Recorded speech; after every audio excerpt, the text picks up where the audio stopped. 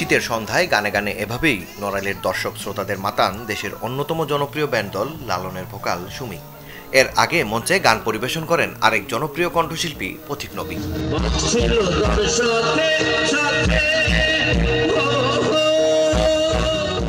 বুধবার তারুণ্যের উৎসব শিরোনামে নড়াইলের এই কনসার্টের আয়োজক ছিল বাংলাদেশ শিল্পকলা একাডেমি।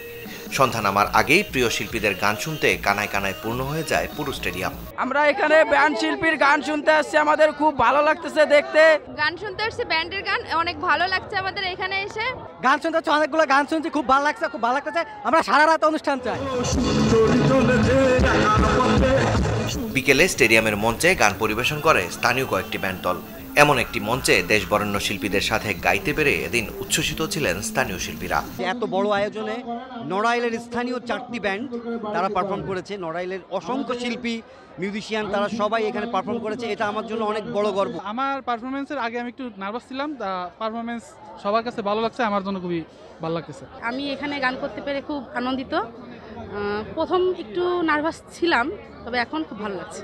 স্থানীয় ব্যান্ড দলগুলোকে বড় মঞ্চে সুযোগ দিতে এবং চলমান রাজনৈতিক স্থবিরতা কাটাতেই তরুণদের জন্য বাংলাদেশ শিল্পকলা একাডেমির এমন আয়োজন। ব্যান্ড সঙ্গীতে যে পরিমাণ লোকসমাগম হয়েছে, আমাদের বর্তমান মহাপরিচালকের ইচ্ছা বেশি লোকসমাগম যেই অনুষ্ঠানগুলোতে হয় সেগুলো দিয়েই আমাদের এই তারুণ্যের উৎসবগুলো, তারুণ্যের জয় গানগুলো উদযাপন করবে। এই তরুণদের মাধ্যমে আমরা যে সংস্কৃতিকে নিয়ে যেতে যাচ্ছি জনগণের কাছে, তাদের মাধ্যমেই আমরা জনগণের কাছে পৌঁছে যাব। এই দেশ আমার, আপনার, সবার, বিশেষত এই তরুণদের, এই তরুণরাই আগামীর দেশ গড়বে।